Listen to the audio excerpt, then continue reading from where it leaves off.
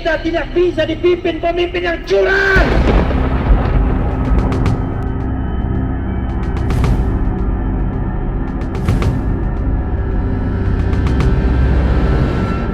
Sulit dihindari akan kepastian curangnya kemenangan quick count dan real count Prabowo Gibran atas kerja rekayasa KPU. Kita melihat dan menyaksikan telah banyak sekali kritik dan pembongkaran kecurangan pemilu 2024. Jadi bisa dikatakan perbuatan nekat jika KPU memaksakan kemenangan Prabowo Gibran dalam satu putaran.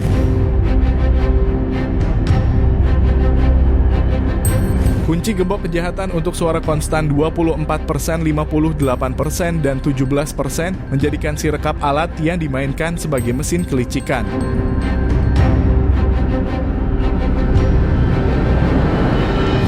Kecurangan terstruktur, sistematis, dan masif memang fakta dan nyata. Sejak anak haram konstitusi dilahirkan hingga klaim kemenangan yang sangat dini. Dan ditambah dengan pengerahan seluruh jaringan pemerintahan untuk memenangkan Prabowo Gibran. Serta dana bansos yang disalahgunakan itu seluruhnya merupakan desain untuk menipu rakyat.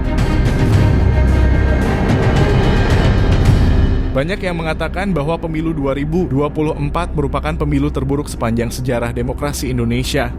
Bukan tanpa alasan adanya 54 juta DPT misterius serta terjadi selisih 49,6 juta suara peserta Pilpres dan Pileg menunjukkan betapa kacau dan buruknya pemilu kali ini. Belum lagi Sirekap yang tidak tervalidasi dan tidak memenuhi ISO 27001.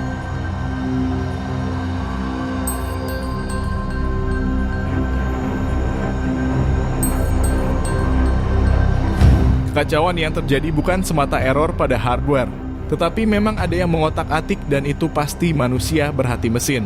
Bahkan diduga kendali politikus Alibaba yang berKTP Ali tapi berotak dan berduit baba.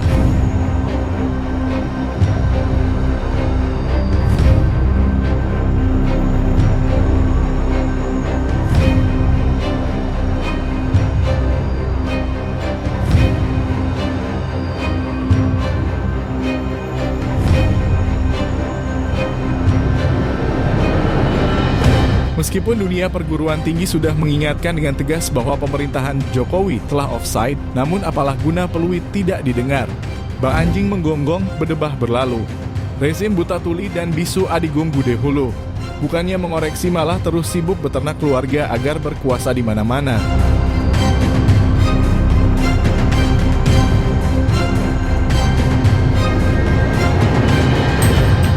Prabowo Gibran akan menjadi catatan cacat dalam sejarah. Protes-protes yang terus digaungkan terkait proses kecurangan yang terstruktur, sistematis, dan masif seolah memberi sinyal adanya bahaya yang mengancam demokrasi Indonesia. Sudah semestinya pasangan ini didiskualifikasi, karena jika tidak, mereka akan menjadi musuh rakyat berkelanjutan. Resiko besar akan dihadapi jika KPU nekat menetapkan kemenangan mutlak, karena sudah pasti perlawanan rakyat secara bertahap akan terjadi.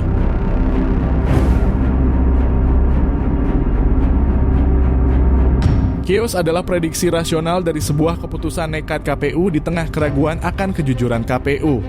Maka itulah muncul agenda penyelidikan politik melalui hak angket di DPR, karena proses dari Bawaslu menuju Mahkamah Konstitusi itu bukan solusi, akan tetapi giringan agar masuk pada jebakan Batman. Karena itulah perlawanan politik berbasis hukum yang saat ini harus dilakukan. Hasil Pilpres curang yang dipaksakan itu akan berujung pada pembangkangan dan perlawanan, yang artinya chaos atau kekacauan.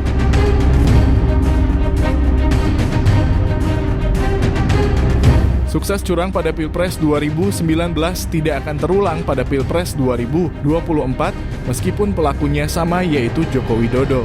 Bedanya dulu Prabowo menjadi korban kecurangan Jokowi, tapi kali ini Prabowo menjadi bagian objek yang harus diselidiki.